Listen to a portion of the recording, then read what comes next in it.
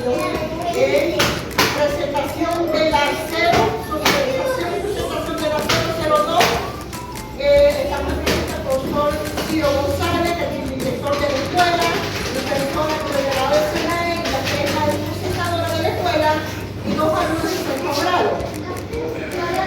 A continuación le va a dar los ingredientes de la torta de olla.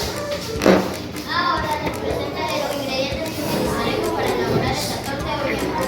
4 huevos, medio kilo de azúcar, polvo de hornear, 250 gramos de mantequilla, una taza de harina, medio litro de leche y aullar.